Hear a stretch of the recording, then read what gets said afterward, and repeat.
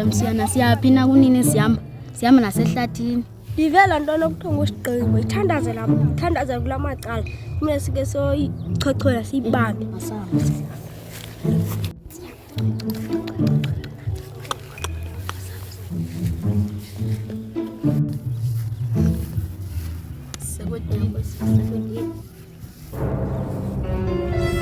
Yakotinsiya.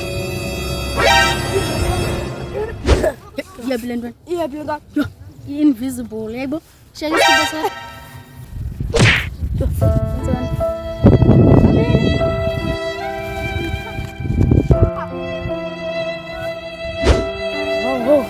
Tuzikabhodla umlilo siyasebenza. Yabona umsiyana ngakagqibi ngawuseza.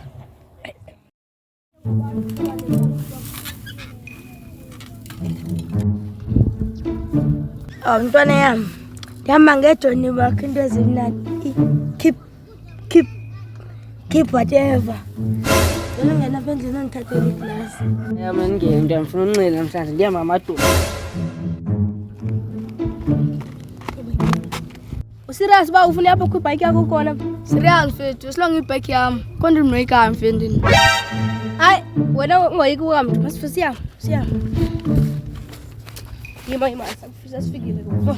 Masikhaleze ibheki yangu ndibethe ekhaya. Yo mfethu Daliza. Yabona nawe sipapande mfethu kodwa ushiyisi xa ngaphakathi.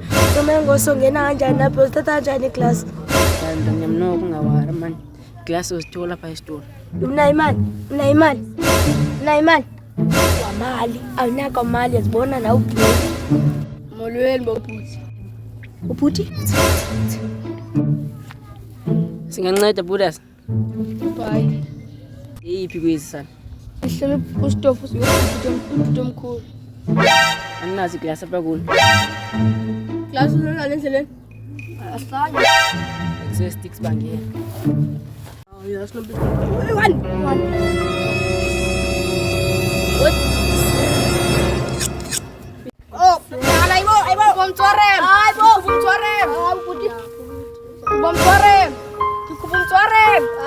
Bumsorem. Tolo, bra. Tolo, bra. Tolo. Bumsorem. Oh, sunso. Aibo indongo. Enhle kuthatha kwalizama kuthatha kwa. Yo, aibo. Mama leyo. Fethu nthuye ngayisonga nikatye songa Nansi othenga iglasi boy. Nansi othenga iglasi. Ja, mama. Samini. Ibhayiki yamasimba le. Ithole imali iglasi siyamthi ungayeza iglasi. WhatsApp tu makasanga, ungasabi singila sibomba. Akushubi wempitch makatanga.